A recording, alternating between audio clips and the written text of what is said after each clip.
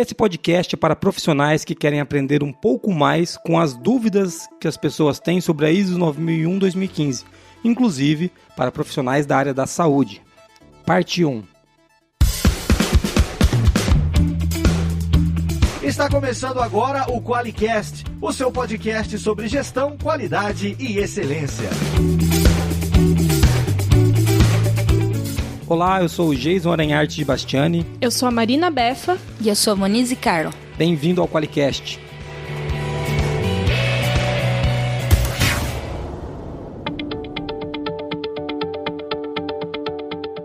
Olá, mais um QualiCast, ainda mensal. E esse QualiCast ele vai ser mensal enquanto a gente não bater a meta. Então, enquanto a gente não conseguir bater as nossas metas aqui, esse negócio vai ser mensal, porque nem assim tá dando tempo de fazer. Mas muito legal ter mais um QualiCast pra gente gravar e ouvir, né, depois. Porque, inclusive, talvez vocês não saibam, mas a gente usa o QualiCast pra integração das pessoas aqui, né, mano? Usamos também. Se o cara entrar na empresa e conseguir ouvir um QualiCast inteiro... Aí ele é efetivado. É um teste. Efetivado. É um teste, né? A gente usa alguns a gente utiliza. Talvez isso a gente vai usar, porque é um de tirar dúvidas, né? Então é legal de falar disso. E do que trata esse podcast? Hoje eu tô aqui com a Marina e com a Monize. Só nós três, sem convidados, pra tristeza de vocês, que vão ter mais tempo com a gente, menos com as pessoas que sabem das coisas. É verdade. Mas tem convidados offline, né? A gente vai falar disso. Do que fala o podcast, Monize? O podcast vai falar de uma pesquisa que a gente fez no blog da qualidade, tirando dúvidas da transição para a ISO 9001-2015, ou para alguns implantação, que é isso que a gente vai ver, né? A gente tem uma pesquisa, né, Marina? A gente fez essa pesquisa, quando que foi? Essa pesquisa foi feita de janeiro até abril de 2018, agora no começo do ano. Então a gente tem uma pesquisa onde a gente fez algumas perguntas, a gente vai usar esses dados da pesquisa aqui. Foram tantas até as dúvidas que apareceram que a gente teve que dividir o podcast em duas partes, parte 1 e parte 2. Você deve ter ouvido lá na abertura um parte 1, né? Depois da abertura, por quê? Porque é a primeira parte, nós vamos falar metade das dúvidas, vamos apresentar a pesquisa e falar da metade das dúvidas, e depois na parte 2 a gente retoma a pesquisa e apresenta mais algumas dúvidas com as suas respostas, com o apoio dos nossos convidados. É isso, meninas? A não ser que você queira nos ouvir durante 3 horas seguidas. A gente resolveu dividir, né? Sim, é que a gente não queria deixar de responder os temas que a gente realmente achava que era importante estar aqui no QualiCast. Então a gente dividiu em dois. Para conseguir abranger um pouquinho mais as dúvidas que vocês mandaram. E não ficar tão comprido também, senão ficar realmente um podcast com 2 horas de duração. Eu queria agradecer a Templum Consultoria, a QME Certificadora e a Giovannone Consultoria para a área da saúde. E vocês vão saber por quê no decorrer do podcast, tá ok? Eles vão estar ajudando a gente por aqui. Suspense. São nossos heróis. Então tá bom. Então, bem-vindo ao QualiCast, vamos lá.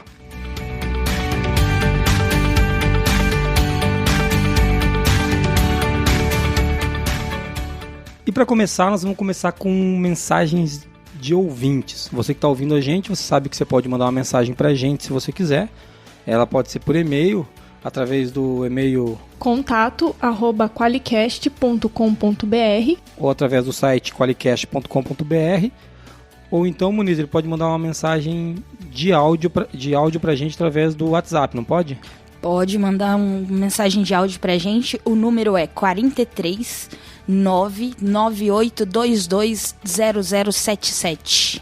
Então você pode mandar uma mensagem pra gente e a gente pode procurar responder a tua dúvida. Ou não, se a gente não souber, né? Mas se a gente souber, a gente vai falar dela aqui. Mas manda uma mensagem, né? Mesmo que você não tenha dúvida, seja pra dar um feedback pra gente. Tente não nos ofender, né? Então vamos lá. Tem uma mensagem aqui do André Rocha. Ele comentou isso no qualicast.com.br. Se eu não me engano, foi no episódio sobre indicadores, o QualiCast 04. É isso aí, né? Sim. Bom, vamos à mensagem dele. Bom dia, galera, tudo bem? Sou ouvinte assíduo do QualiCast. Meu primeiro contato com o blog da qualidade foi mais ou menos há 8 meses e tenho aproveitado todo o conteúdo de acordo com a minha evolução no sistema de gestão. Tenho uma dúvida. Entrei em discussão com um colega de trabalho pelo seguinte motivo. Temos um indicador de manufatura com periodicidade mensal, que avalia o volume produzido versus as não conformidades. Porém, existem não conformidades que que são constatadas no momento da montagem das peças lá na planta do cliente, 2, 3 meses após a entrega. Muitas dessas não conformidades não entram no indicador, pois são abertas após o período de monitoramento. E aqui uma fala minha, eu imagino de avaliação, né? Acredito que o indicador não está monitorando de forma efetiva as não conformidades. O que vocês acham? Vocês entenderam a dúvida? Fim da mensagem dele. O que vocês acham, meninas? Ele compara o número de não conformidades do mês, do volume produzido do mês. Acontece que algumas não conformidades daquele mês são detectadas daqui 3 meses. Isso, e daí ele não coloca isso na conta. Porque já foi analisado, fecha o mês e ele analisa naquele mês, né? Isso. Isso é comum de acontecer. A gente também tem esse caso aqui em alguns casos. Claro, exemplos diferentes, mas você, depois de ter feito a análise, aparecem novas incidências, novos números que não foram contemplados na análise, né? Isso, mas aí a gente tenta contabilizar todos, independente do mês, né? Não necessariamente as não conformidades que foram abertas naquele mês são referentes ao volume produzido do mês. Então, qual que é a minha sugestão, né? O que eu acho que ele pode fazer?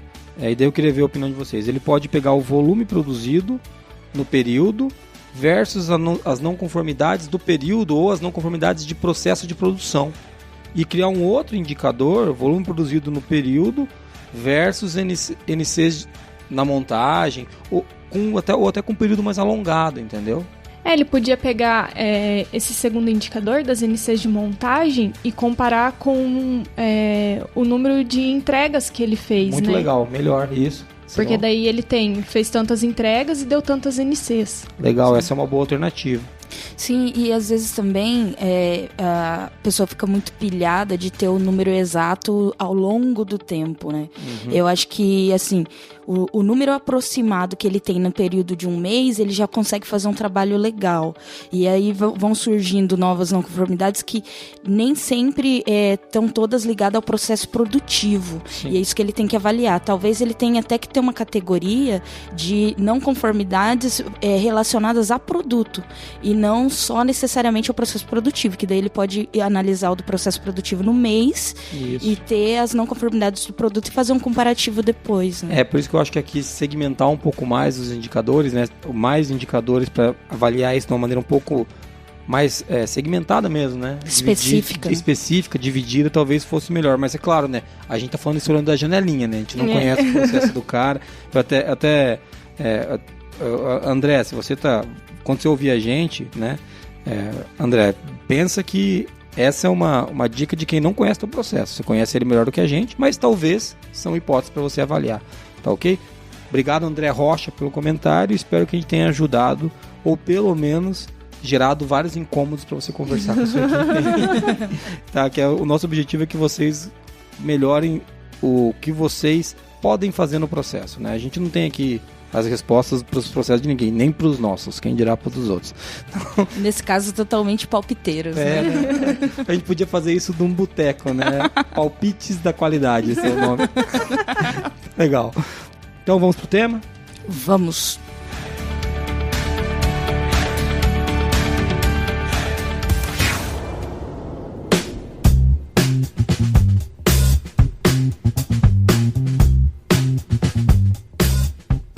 Vamos lá, você que está ouvindo a gente, nós vamos entrar no tema agora, que é mais ou menos um tira-dúvidas da transição para ISO 9001-2015. Mas não é bem isso, porque tem dúvidas sobre sistema de gestão, sobre risco, sobre um monte de coisa. O que acontece, né, e eu vou pedir para a Moniz explicar um pouquinho da pesquisa, mas a gente fez uma pesquisa que rolou de janeiro a abril de 2018, onde a gente teve quase 600 respostas para falar da ISO 9001-2015. Que pesquisa foi essa, Moniz? Então, na verdade, a gente viu no começo do ano, já quando a gente fez o evento da transição, a última chamada para a transição da ISO 9001-2015, junto com a Templum, né, consultoria do Igor, que já esteve aqui com a gente também no Qualicast, que havia muito essa demanda de tirar dúvidas rápidas, né, porque o pessoal estava em transição, tá tendo auditorias, e aí a gente fez essa pesquisa para entender um pouco do contexto dessas pessoas, né, profissionais da qualidade dessas empresas, hoje no Brasil esse ano. Então, rodou de janeiro até começo de abril. Na verdade, todo esse tempo porque a gente esqueceu de tirar a pesquisa do ar. Era pra ter ficado 3 meses, ela passou um pouquinho. Paciência. Mas foi bom que a gente teve uma significância, teve quase 600 respostas. Isso para uma pesquisa é um número, uma amostragem muito válida. E a gente fez algumas perguntas que deu para entender bem com quem a gente está lidando. E a gente coletou as dúvidas que a gente vai responder aqui no QualiCast. E né, pode ser que você se identifique, né? Tipo assim, puxa, eu também sou assim. Putz, eu também tô aí, ou eu não tô. Então, o legal de você ouvir agora é que a gente tem perguntas bem diretas. Não são muitas, né? Nós vamos falar de 4 ou 5 perguntas aqui. Vamos explanar um pouco sobre as dúvidas, mas talvez você se identifique no meio. Foi você que tabulou, né, Marina? Como é que foi tabular o negócio aí? Foi engraçado. Muita gente falando, eu tenho todas as dúvidas. Teve uma coisa que a hora que a gente perguntou de dúvidas, né? Então são todas, o cara marcou todas, sabe? Ou escreveu todas. Muita gente também falando que não tem nenhuma. Muito legal ver isso, né? Todos estudando e querendo saber mais. Sobre 2015. E várias outras dúvidas de vários outros assuntos. Foi bem amplo, assim. Foi diversificado, né? Foi. Tá, então a gente, vamos entrar então na pesquisa, vamos falar de pergunta por pergunta, vamos avançar, senão o cara fala, pô, eles não param de enrolar e não entram no tempo. Desculpa, gente. Vamos lá.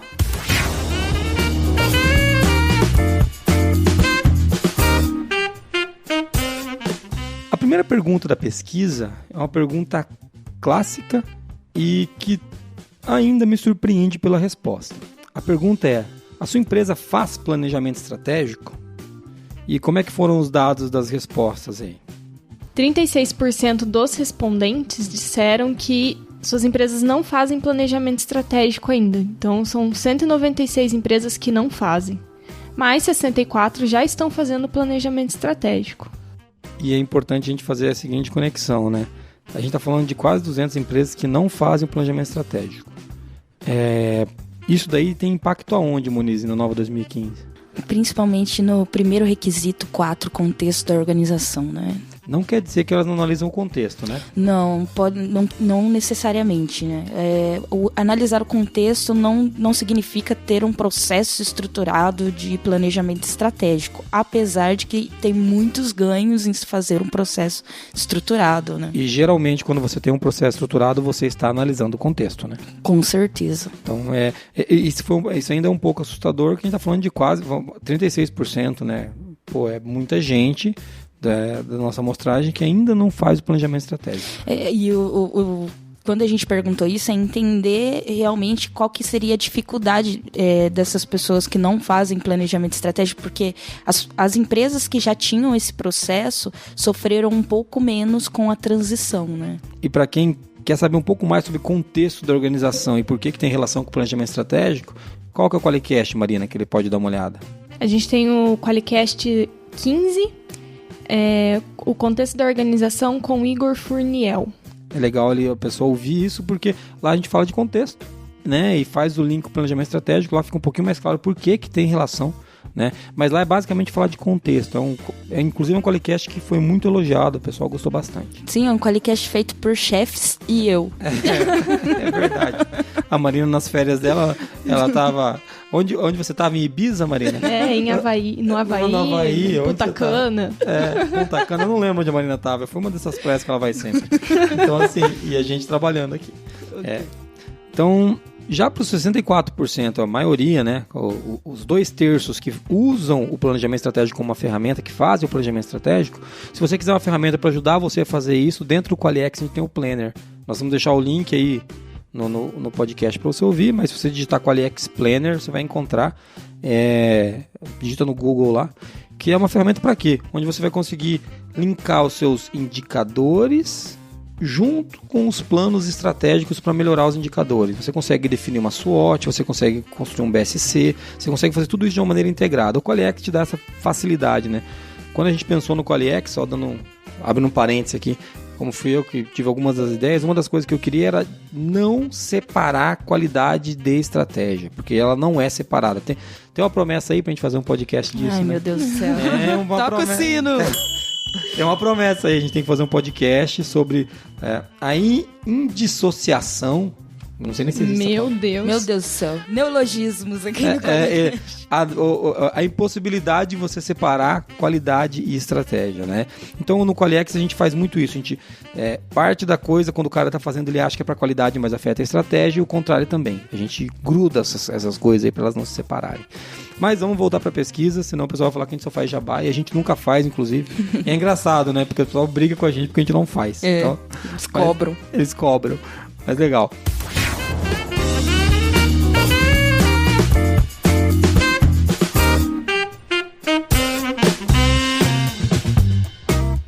Qual que foi a próxima pergunta que a gente fez ali? A gente perguntou quem já fez a transição para 2015, né? Lembrando que a gente estava ali no final do primeiro trimestre, né? Isso. Então tá. Primeiro trimestre de 2018, quem já tinha feito a transição? As respostas foram como? Fala aí, Monize. 31% já tinha feito a transição para ISO 9001 2015. Isso é um dado legal, mas se a gente pensar no 69% que não... É assustador, né? 70% não tinha transitado ainda. Então agora a gente pensa assim que, poxa, então o pessoal tá abandonando a ISO, né? Porque 69% ainda não fez a transição para 2015. Metade desses caras que não fizeram a transição já tinha a versão 2008 e não transitaram ainda, estão lá, esperando, né? Mas a gente uma outra pergunta na sequência, né, Moniz? Pra você não desanimar aí com a ISO. Eu fiquei preocupada, a gente pensou sobre isso, né, na pesquisa. Mas desse todo que não tinha feito ainda a transição para ISO 9001 2015, 97% pretende fazer ainda em 2018. Então, não tinham feito ainda, mas eu prefiro pensar que eles estavam trabalhando loucamente para fazer isso acontecer ainda em 2018. Ou deixando para a última hora, como sempre, né? Mas a ideia é que eles querem fazer em 2018. 97% é todo mundo, né? Praticamente todo mundo. Todo mundo tá querendo fazer isso ainda em 2018. Então não é porque alguns não tinham feito a transição ainda que não vão perder a ISO ou coisa assim, né? Eu tenho visto algumas matérias de jornal, pessoas totalmente desinformadas. Coisas do tipo assim, 90% das empresas que têm ISO no Brasil vão deixar de ter ISO, sabe? Porque o cara pega o dado cru, por exemplo, de quantas empresas já foram para 2015, subtrai o total de certificados, ele não sabe que existe transição. Então... Existe muita informação equivocada na internet sobre isso, tá? Eu vi alguns portais, eu não vou citar nome aqui, com certeza não era o blog da qualidade, onde a gente faz pesquisa para dar número, você entendeu? Não vou falar o nome aqui porque eu já vou muita briga eu vou arrumar, então deixa pra lá. Mas portal famosinho, sabe, sobre gestão, falando de coisas, falei, cara, esse número tá totalmente errado, cara, sabe, os caras estão perdidos. É óbvio que tem muitas empresas não vão transitar, inclusive, isso daí tá claro pra mim, mas não é isso que o pessoal tá falando, não. E a gente que vive aqui a realidade, tem clientes e vê os leitores do blog e tudo, a gente tá vendo que as pessoas estão preocupadas com a transição, né? Que tá todo mundo correndo atrás mesmo. Muitas vezes, qual que é o prazo para expirar a transição? Setembro de 2018. Muito provavelmente vai ter empresa que em setembro não vai ter transitado, mas em dezembro vai fazer a certificação daí. Sim. Então, a gente sabe que é uma questão de ajuste, sabe? É uma questão de ajuste. Então... eu não me alarmo com esses números alarmantes que tem por aí.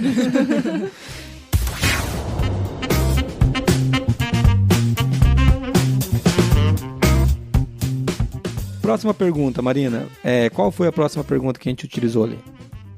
A gente perguntou se a pessoa já tinha começado a trabalhar com os novos requisitos da 9001 2015, como a gestão de riscos e o contexto da organização. E 55% das pessoas disseram que sim, já começaram a trabalhar nesses novos requisitos. 31% disseram que não e 14% responderam que nem sabiam o que é isso ainda. Tem 14% que tá em Nárnia. O cara não tá em Marte, ele acabou de aterrissar e ele descobriu que tem requisitos novos. Ele falou, hã? Ele descobriu na pesquisa, inclusive. Requisitos novos? Fez aquela cara do John Travolta, né? Olhou pro lado, olhou pro outro, aquele gif, né, na internet. Pô, gente, não tem como... É um áudio, né? Eu não posso mandar o GIF pra vocês. A gente coloca no post do Qualicast, pode estar certo. Pode deixar. Então é a cara do cara que falou, requisitos novos? Então, é um pouco assustador, né? Mas é muito engraçado também. pra gente, né? Não pro cara que faz o... A Moniz influenciou essa resposta, que ela colocou essa opção lá, né? Nem sei o que é isso. Ué, mas o cara poderia... O cara poderia escolher. A gente achou que ia dar 1%, né? Do 14%. Putz, cara, tá bom, é o que tem pra hoje, né? Então, uma outra coisa que a gente perguntou, ligada a essa pergunta, é se você já começou, se você tá ou não com a auditoria marcada, né? E as pessoas que já começaram, né, a trabalhar, porque essas que interessam, mais de 60% já estavam com 63% para ser exato, com a auditoria marcada. Então as coisas já estavam acontecendo. Por isso que eu falo que esses números alarmantes que eu citei antes é muita conversa também, muita firula. Mas então, ou seja, estão trabalhando, né? O pessoal está trabalhando nisso. E quem não começou a trabalhar tá atrasado, viu? Quem não sabe nem o que é, então volta pro planeta Terra. Sim. Tomara que você já tenha conseguido saber o que é.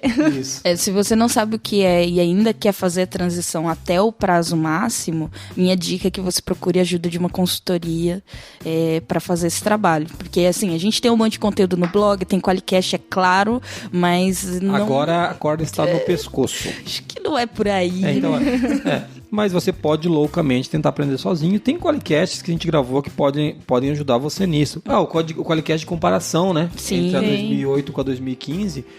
O Qualicast número 16. 16. Que a gente gravou comparando as duas normas. É uma boa dica. O de contexto da organização, o que a gente fala de risco. Então, vão estar todos eles listados aí, né? A gente vai estar falando deles por aqui, tá bom? Inclusive, ouça todos os Qualicasts. Não deixe nenhum para você ouvir depois. Ótimo.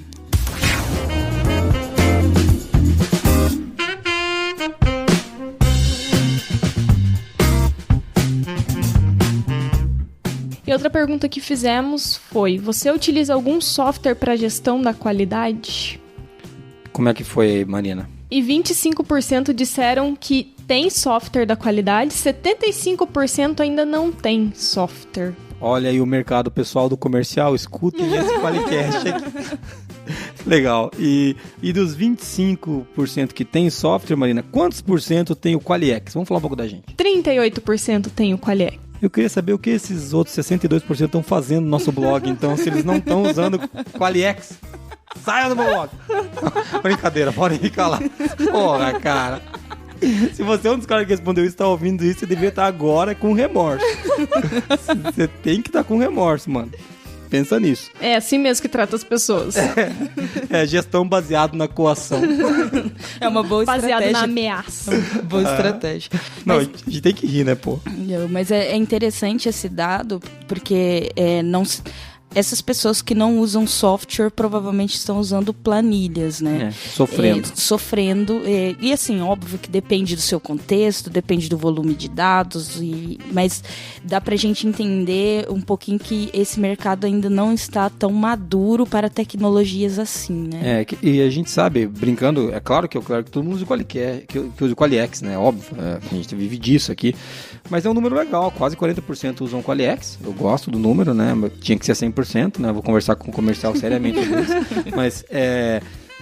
Mas é importante uma ferramenta que ajude a tornar a gestão mais simples. Eu acho que a Moniz falou bem. Quando você tem poucos documentos, quando você tem poucas não conformidades, dá para você fazer na planilha. É igual a gente aqui. Muita coisa, quando a gente tinha poucos clientes, era fácil atender o cliente ali via Skype. Depois você vai profissionalizando, vai colocando ferramentas para te apoiar, senão você fica maluco, né? Mas olha que legal, das pessoas que têm Qualiex, 75% já estavam trabalhando nos novos requisitos. Hashtag fica a dica. Quem não tem. Então, tá, desculpa aí agora o recalque aí das inimigas, mas é o que eu tenho pra hoje, viu, gente? Não, legal, mas é um número legal mesmo, eu fico feliz de ver. E os outros 25% tem que pegar pelo pescoço. Por que eles não estão ainda trabalhando nos novos requisitos? Mas 0% tinha não sei o que é isso. Lembra como que é? Não tem, como é que foi nem sabe quais são os novos requisitos? Então, para quem é Qualiex, é 0%.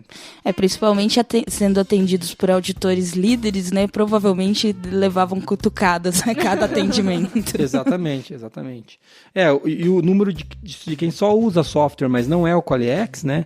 Ali é um pouco diferente. Ali é 65% que está trabalhando nos novos, ou seja, Qualiex tem 10% a mais aí, né? Porque a gente realmente pega muito no pé dos nossos clientes. Isso é um fato. E interessante também ver que tem 15% que nem sabe o que é isso. Então, daí também não dá pra botar a culpa na empresa do software que o cara tá usando, né? É óbvio que a responsabilidade é dele. Isso não tem nem dúvida. Mas aqui a gente força bastante. Isso é característica nossa mesmo. A gente não quer que o cara só tenha um sistema lá para gerar os documentos dele. A gente quer que ele saiba sobre qualidade. Então, uma característica nossa, legal ver isso, que isso aqui representa um pouco do que a gente tem feito aqui no nosso trabalho.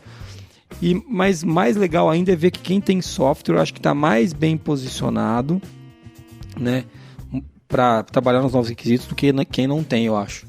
Com certeza. É pelo apoio do nosso know-how, né?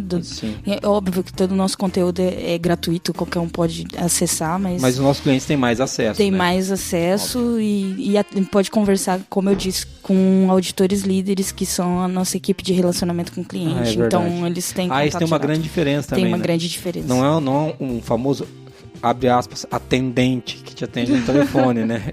É um auditor líder. Tem isso aí.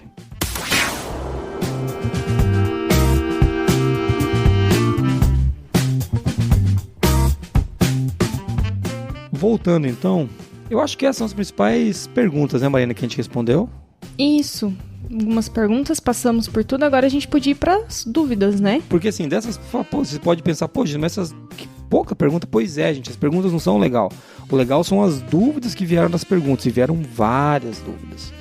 E agora nós vamos responder algumas dúvidas. Essas perguntas a gente fez mais para entender o contexto, né? Porque agora a gente vai ver as dúvidas e aí vai fechar com esse contexto que a gente viu.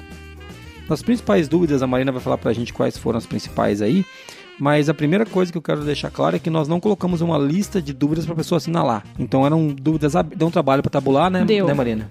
Eram dúvidas abertas, né? Então o pessoal escreveu o que quis lá e eu agrupei por categorias. Por exemplo, gestão de risco, contexto. Então tudo que estava relacionado àquilo eu fui agrupando por categorias. Qual foi a principal dúvida que apareceu? As principais dúvidas foram sobre gestão de riscos. 18,84% das respostas tinham dúvidas em gestão de risco. 19% praticamente gestão de riscos. Sim. Qual que é o Qualicast que essa pessoa abençoada tem que ouvir, Marina? É o 8, sobre gestão de riscos mesmo. Tem um Qualicast inteirinho falando disso, a gente cita. Vamos colocar o link do e-book também aí? Tem um e-book muito bom da Moniz. Ah, legal, muito bom. Eu gostei desse e-book também, porque e nem foi porque foi a Moniz que fez, é porque o conteúdo é bom mesmo. O e-book ficou legal. Legal, então a principal dúvida foi essa, né? Mas e qual foi a segunda principal dúvida, Marina? Com 10% foram todas. Ou seja, o cara escreveu quais são as dúvidas, ele escreveu todas. Todas, tudo. Meu Deus. Será que é o cara que nem sei o que é isso? Muito provavelmente eles estão muito próximos. Se a gente fosse fazer um gráfico aí combinar, essas pessoas iam estar nesses grupos. Provavelmente. O legal também é que teve quase 10% com nenhuma. Né? Então tem um pessoal que tá mandando bem aí. E logo na sequência, é engraçado, com 8% ali, o que é ISO 9000 em 2015. Esse com certeza é o cara que não sabia nem que teve mudança de requisito e nem que existe uma nova versão da norma, né? Isso, o pessoal queria muito saber quais os benefícios de implantação e para que servia mesmo isso. Legal, então depois vem implantação, contexto, informação documentada, processos, procedimentos, como é que faz auditoria interna, indicadores, monitoramento, daí vem uma série de dúvidas, mas no lugar de a gente falando de números e dados, acho que é legal a gente pegar dúvida por dúvida e trabalhar ela aqui, porque daí você que está ouvindo fala, putz, essa também é a minha dúvida. Então você vai poder, talvez, né, se você estiver ouvindo, melhorar o seu conhecimento em algum tópico que você realmente precise melhorar. Vamos para as dúvidas então, uma por uma? Vamos! Vamos lá!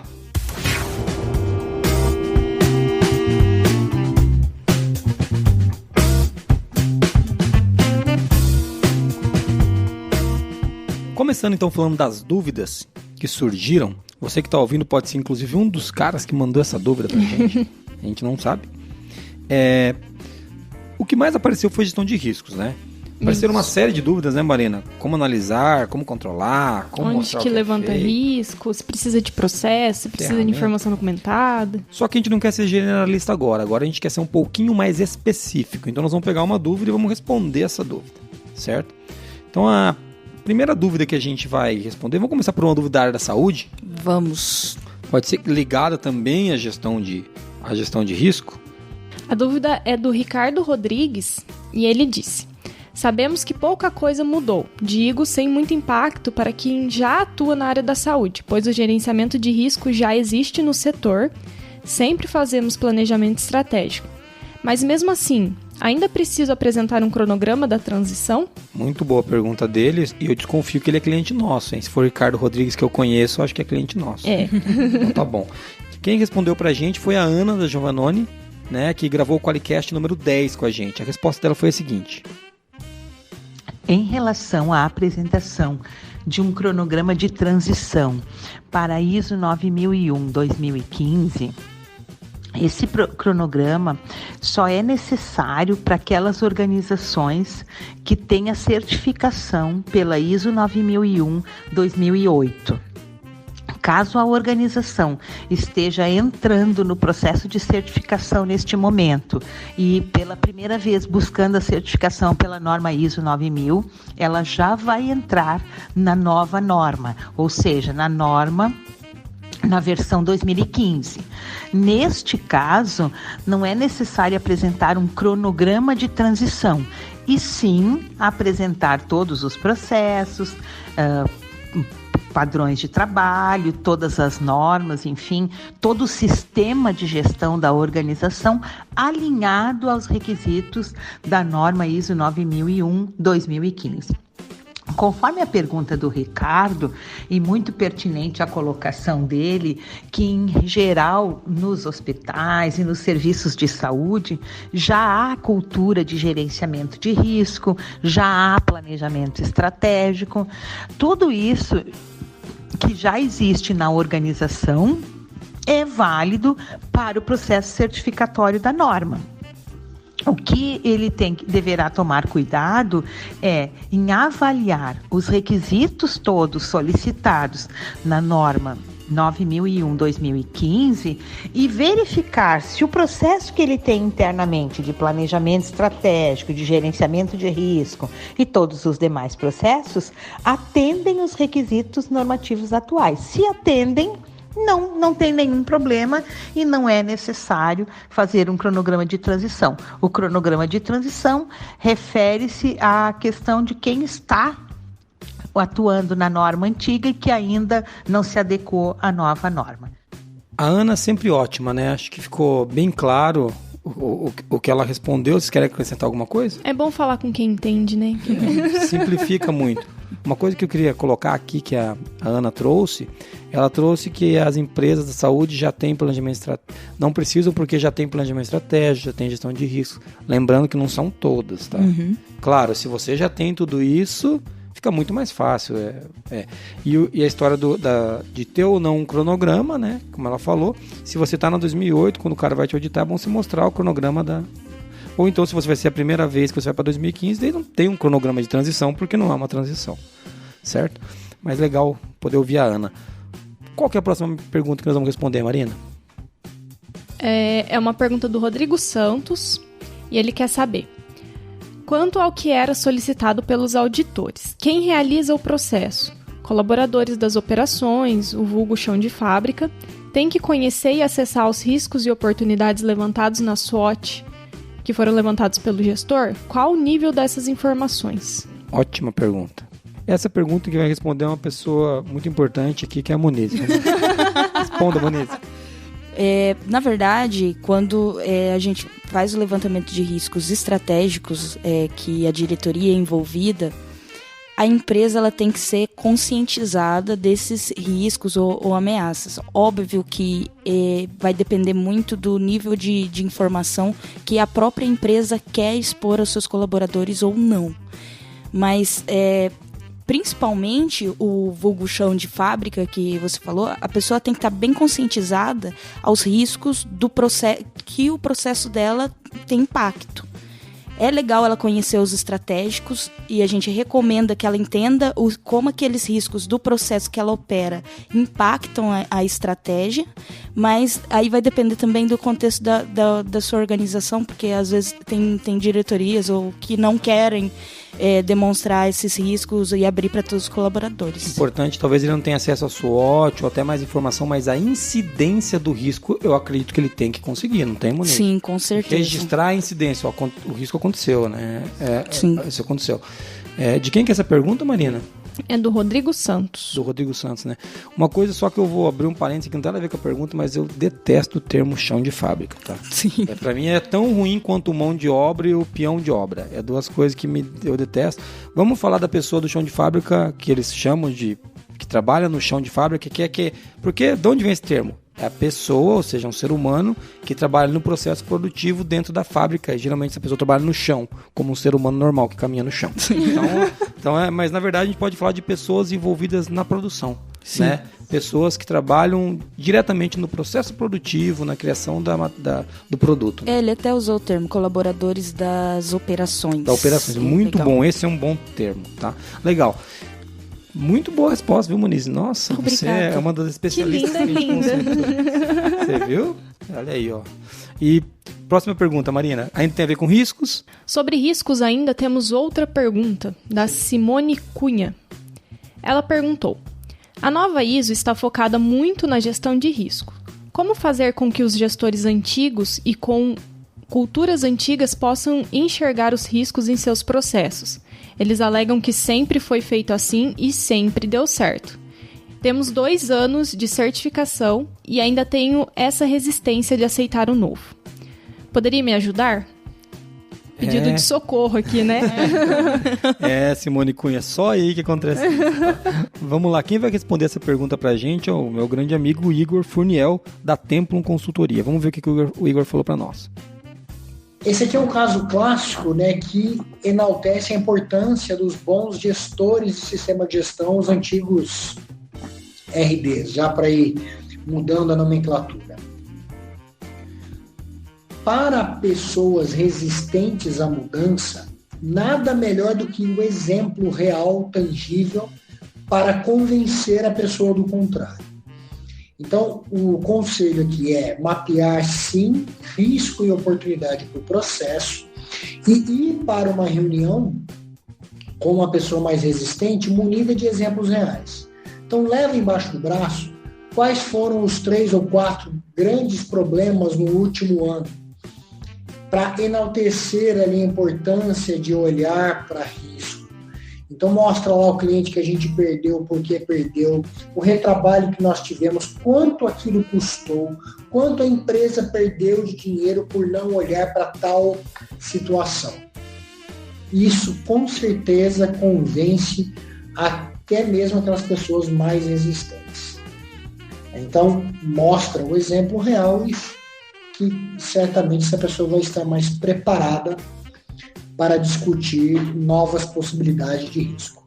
Ótima dica do Igor. Bem legal. Exemplo liderar pelo exemplo uma mudança, né? Sempre melhor, e a dica foi sensacional. Igor, obrigado. E é legal que até dá para fazer uma correlação quando você está convencendo os gestores a implantar mesmo a ISO 9000. Pega exemplos de não conformidades que aconteceram. Isso, exatamente. É a linha do exemplo, né? Acho que essa que é a linha. É um dos nossos 7 princípios da qualidade, é o 5º princípio, tomada de decisões baseada em evidências. Então, se você quer que as pessoas tomem decisões, joguem as evidências na cara delas. É isso aí, a Moni sempre é agressiva. Desculpa. Então tá bom. Mas é uma ótima dica mesmo, uma ótima dica e uma boa relação com as evidências. Sim. Então, meninas, vamos mudar de tema? Vamos. Vamos lá, você que está ouvindo a gente, outras dúvidas agora.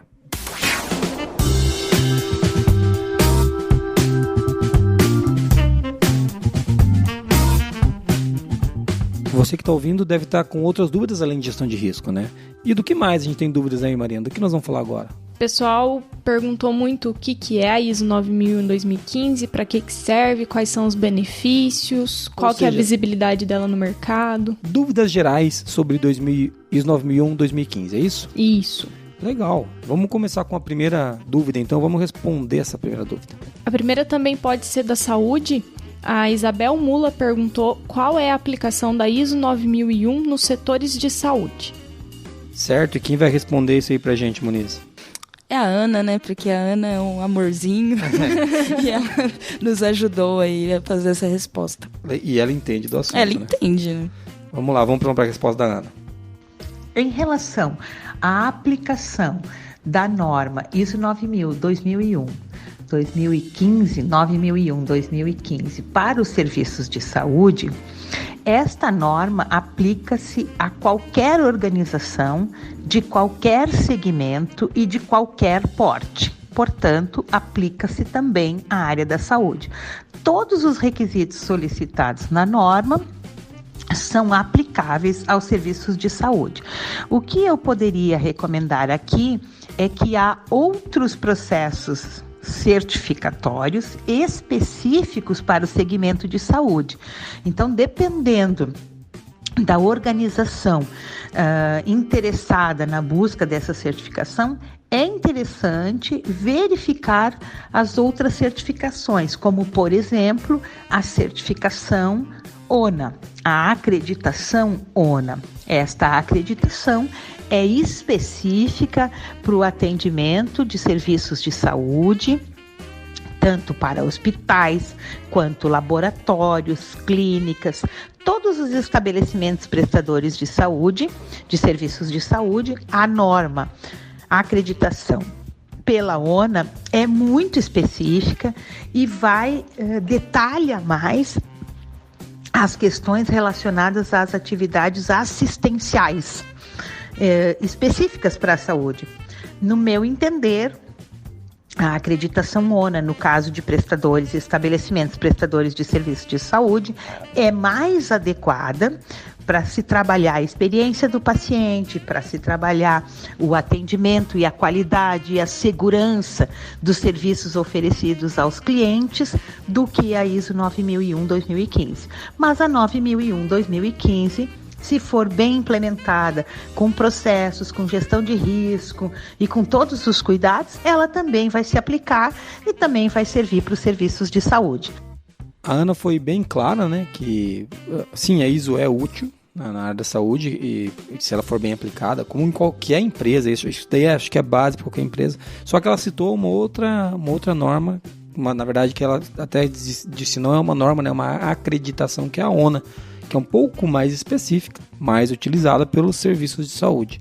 Mas nós temos muitos clientes, né, Marina, que tem ONA e também tem ISO, não temos? Tem. A ISO é um pouco mais geral do que a ONA, né? A ONA tem muito requisito específico. Para a área da saúde, mas mesmo na área da saúde nós temos hospitais que geralmente, inclusive, quando eles têm a ONA, eles têm a ISO também, porque eles já fizeram o trabalho pesado da implantação, né? A ONA é bem mais específica, ela já tem um escopo definido, né? Então ela já direciona onde tem que ter as atividades em determinados processos, mas a ISO com certeza agrega muito na gestão da empresa. Obrigada, Ana Giovannoni, por ter esclarecido essa dúvida. Mais uma, muito bom. E vamos para a próxima dúvida então, Marina. Qual é a próxima dúvida que apareceu aí? O José Alberto perguntou: como está o mercado sobre a necessidade e importância da certificação? Para responder essa dúvida, a gente consultou o Neifer França, que esteve com a gente no Qualicast também. Sim, né? No Qualicast 9, falando de sistemas de gestão anti-suborno. E também no Qualicast 6, que falava de transição da ISO 9001-2015 também. Isso, o Neifer França, ele é o CEO, o chefe, boss, master da QMS Brasil, né? É o patrão, né? Eu gosto muito do Neifer, é uma pessoa que tem muito conhecimento, além de ser uma pessoa muito legal, é um cara que tem um conhecimento técnico bem apurado. E ele vai responder, então, como está o mercado sobre a necessidade e importância da certificação, né, Marina? Isso, ele mandou como texto aqui, então eu lerei aqui pra gente, ok? Abre aspas, para o Neifer. Me dedico há mais de 10 anos a estudar as tendências das certificações no Brasil e no mundo. Com um mundo globalizado, a necessidade das empresas de atestar competência, qualidade, idoneidade, etc., cresce cada vez mais. Portanto, as certificações só aumentam no mundo. Nos últimos 10 anos, a ISO já lançou mais normas de certificação do que nos 60 anos anteriores. Esse é apenas um dado que demonstra o forte crescimento do mercado e a importância das certificações no mundo. Fecha aspas para o Neifer. Ele mandou um hashtag sincerão aí, né? Então... sim. E o Neifer é todo, né, na globalização ele é e tudo polido, mais. Né? Coitado, ele sofre pra gravar com a gente, né? Muito embasado em dados. Mas ele disse tudo, né? Sim. Nos últimos 10 anos lançou mais normas do que nos 60 anteriores, que o mercado só cresce, a gente esteve junto num evento e a gente pôde ver isso. Sim. Né? O mercado só cresce, então é meio que... Não tem dúvida da importância da certificação como selo, tá? Como gestão, aí eu não vou nem discutir. Aí, José Alberto, aí a coisa é mais embaixo ainda, entendeu? É óbvio que você pode ter gestão sem certificação, mas a certificação ela serve como uma cereja do bolo. Lembrando que tem que ter bolo para pôr cereja. Então, assim, não queira só o certificado, tá? O certificado é cerejinha, a gestão é o bolo. Então, eu acredito que a gestão pode crescer com a certificação também. E eu vejo que o Brasil e até o mundo, né? Como o Neifer já mandou uma globalização na nossa cara, tá amadurecendo um pouco mais a respeito de qualidade, né? A gente tá evoluindo em ferramentas, a entendimento, a consciência. Isso. Aqui no Brasil, como sempre, e infelizmente, nesse termo, nós estamos atrasados. Mas é o nosso trabalho aqui, inclusive do Qualicast, é ajudar a avançar nesse sentido. Sim. E a própria atualização para 2015 está dando uma ajudinha para isso, né? Sim, acredito que sim. Eu tenho visto pessoas que nunca falaram de norma falando que gostaram dessa norma. Sim. Então, acho legal.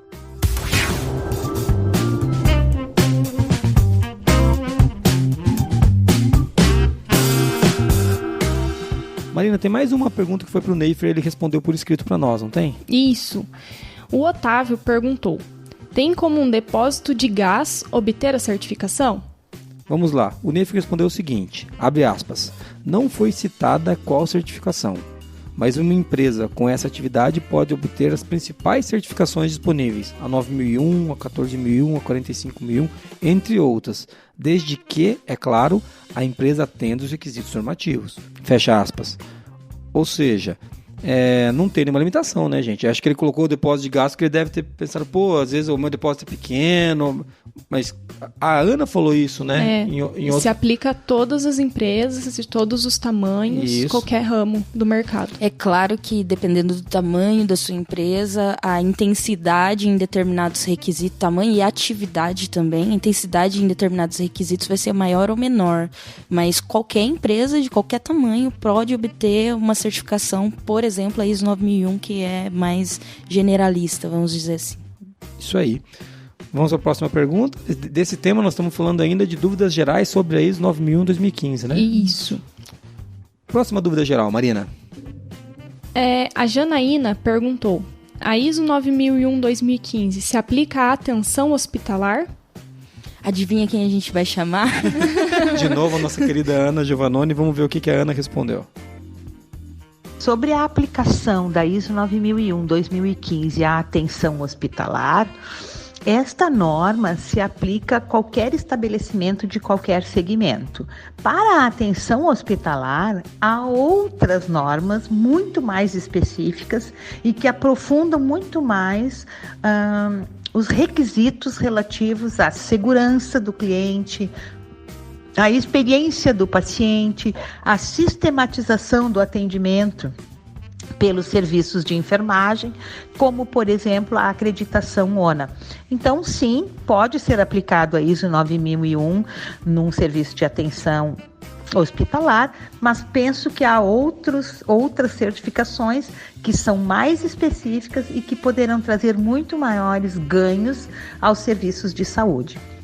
Inclusive, eu quero aproveitar aqui para dizer que a Fundação Nacional da Qualidade está criando um modelo de excelência da gestão especificamente para o segmento de saúde.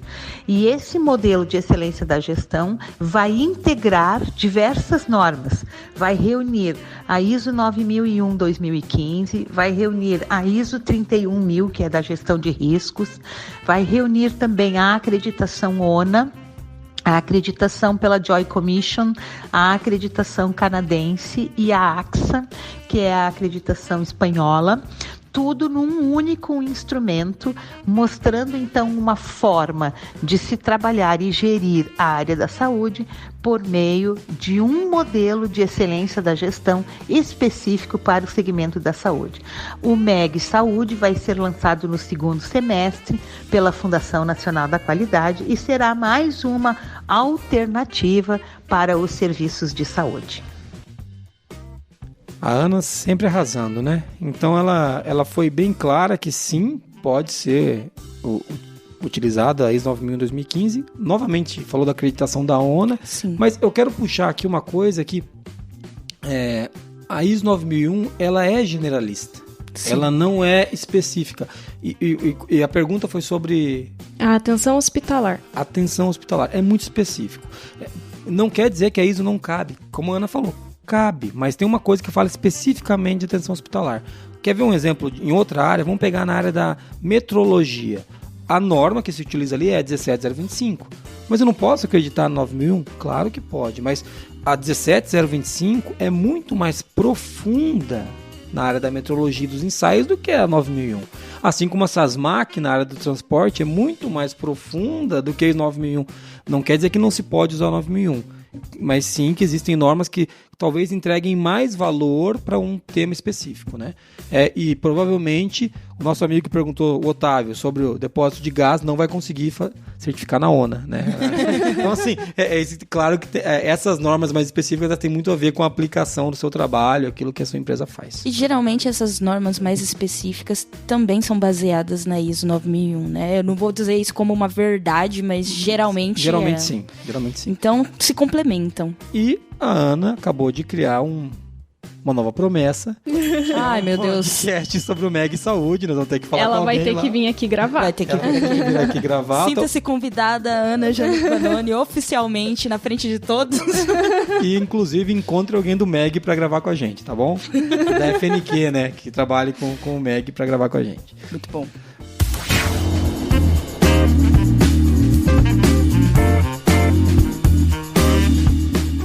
Marina, então, saindo um pouquinho do tema ISO 9001 geral, vamos para outro tema mais específico? Vamos. A terceira maior dúvida foi sobre a comparação da ISO 9001-2015 com a 2008. A diferença entre as versões, né? A gente fez, inclusive, um podcast sobre isso, que é o número 16.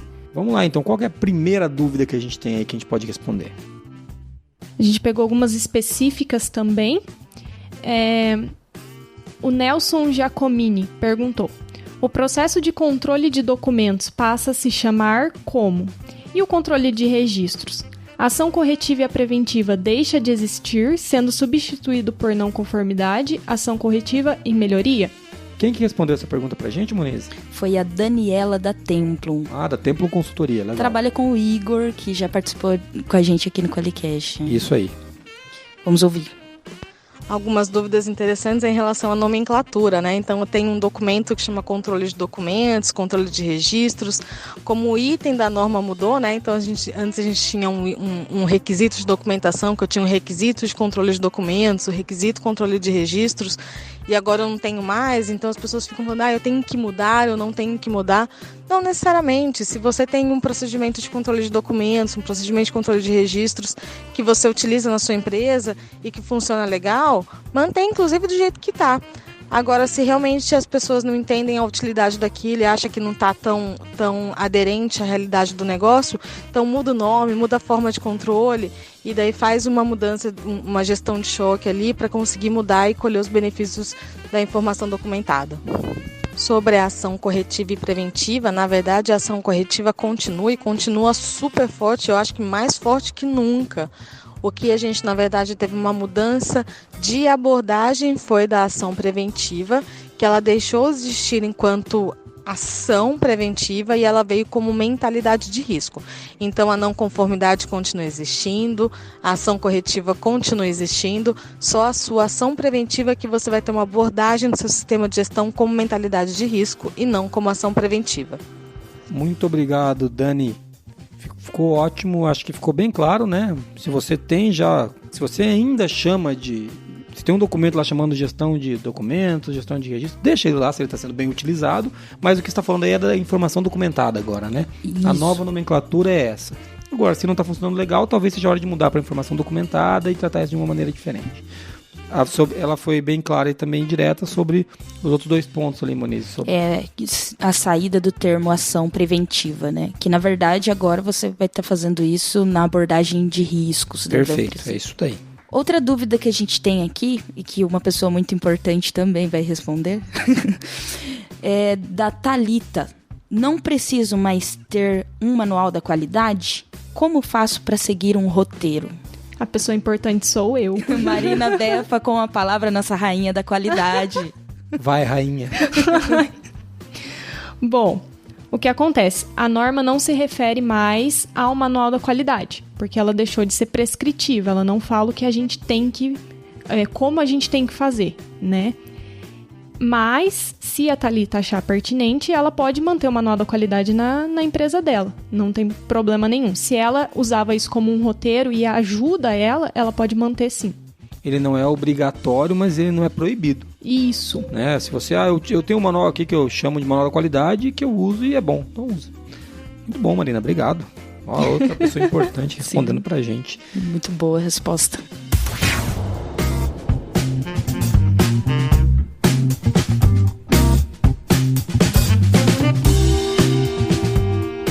Qual é o tema agora, Marina, das nossas dúvidas que não cessam? Agora são dúvidas relacionadas à implantação da ISO. E qual que é a primeira delas aí? A Marta perguntou: qual é o melhor caminho para dar início ao processo de implantação? Boa pergunta, Marta. Essa pergunta vai ajudar inclusive a gente aqui. Então, porque a gente também, com certeza, a implantação da ISO também vai ajudar numa implantação de uma ISO 27000, de uma ISO 37001. E eu tô com uma norma nova daqui que a gente vai conversar depois. Medo. Então tá. Você sabe que os projetos são criados aqui no Qualicast, assim, tipo, ao vivo. Então tá bom. Mas quem que fez essa pergunta? Foi a Marta. E quem que vai responder pra gente? A Dani, da Templum Consultoria. Responde aí, Dani. Uma outra pergunta aqui é qual é o melhor caminho para dar início ao processo. Na verdade, a primeira coisa a ser feita, e que eu acho que é a mais crítica de todas, é saber definir um processo corretamente, né? Porque é muito comum que a definição de um processo passe pelo departamento e daí a gente não consegue colher os benefícios de um mapeamento de processos, de uma abordagem de processos eficiente.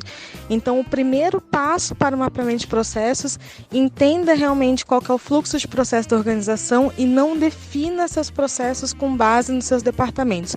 Entenda qual que é o fluxo, entenda onde tem transformações envolvidas e defina corretamente seus processos. Se isso for bem definido, as outras atividades elas vão muito mais fáceis. A resposta da Dani, ela fala muito de entender o fluxo das atividades na empresa. Isso, ela está falando até do mapeamento de processos, isso, né? Que com um bom mapeamento é mais fácil implantar uma ISO, né? E é o primeiro requisito da norma, o contexto da organização, né? Perfeito, sim. Então tem uma relação muito grande, é isso aí. Muito bom, obrigado, Dani. Vamos para a próxima pergunta, Marina? A próxima pergunta é do José Menezes de Almeida Júnior. Ele disse: o que preciso fazer para deixar minha empresa toda pronta? As perguntas estão cada vez melhores. Vamos aplicar aqui também isso aí. Eu quero uma empresa toda pronta também. Ainda mais um cara com nome de diplomata desse. Como que é? José Menezes de Almeida Júnior. Olha, nome de diplomata, José. Não vou nem falar qual que é o meu sobrenome. Então tá bom. Bom, quem vai responder isso pra gente? É uma pessoa muito importante. É o magnífico senhor Jason Arenharte de Bastiani. O Big Boss. Então, se eu soubesse como deixar a empresa toda pronta, você acha que a ForLogic ia estar assim? Então, ei! Não, mas vamos lá. A qualidade ofendeu. Hashtag ofendidão. Então, o que acontece? Para a empresa ficar toda pronta para a implantação da ISO 9001, o principal é seriedade. Não a seriedade de ser chato, mas é levar o processo a sério, né? Você fazer as auditorias, você conhecer o seu processo, conhecer o contexto da organização. Se você começar pelo contexto da organização e conhecer os processos da sua empresa, você só não tem isso se você não quer. Daí você vai ter que atender um requisito aqui e outro ali, mas essas são as duas coisas que você tem que saber para implantar ISO. tem que fazer as auditorias, tem que qualificar o seu pessoal, a equipe tem que estar conseguindo utilizar os processos que você definiu, porque tem muita gente que acredita que a definição do processo é ISO. E não é isso. A definição do processo é uma etapa na implantação de um processo fluido para a tua equipe.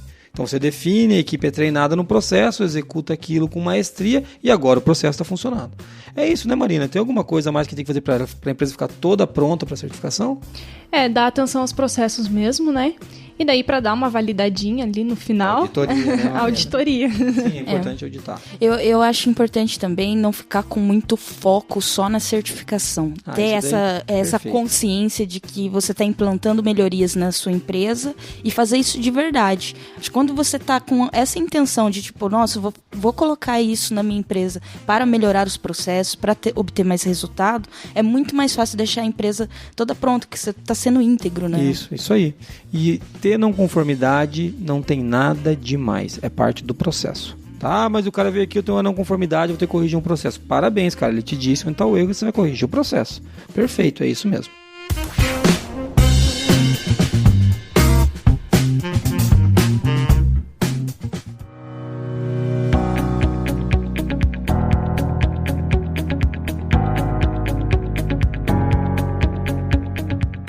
Poxa, chegamos ao final da primeira parte desse podcast sobre a pesquisa que a gente fez no Blog da Qualidade para falar das dúvidas da ISO 9001-2015. Isso ficou grande, né? Teve que dividir em dois. Vocês têm muita pergunta. Uma coisa inédita pra gente, mas que é muito legal. A gente separou em 2 podcasts, você está ouvindo a primeira parte, né? E a segunda parte vai sair na sequência. E é legal ver que a discussão sobre as dúvidas é muito mais rica do que o próprio resultado da pesquisa, né? Sim. A pesquisa é legal a gente saber alguns números lá, mas, poxa, o mais legal mesmo é a gente falar as dúvidas que vieram e ter essa enxurrada de respostas que a gente teve das pessoas, que até o final da segunda parte vocês vão ter ouvido todos, né?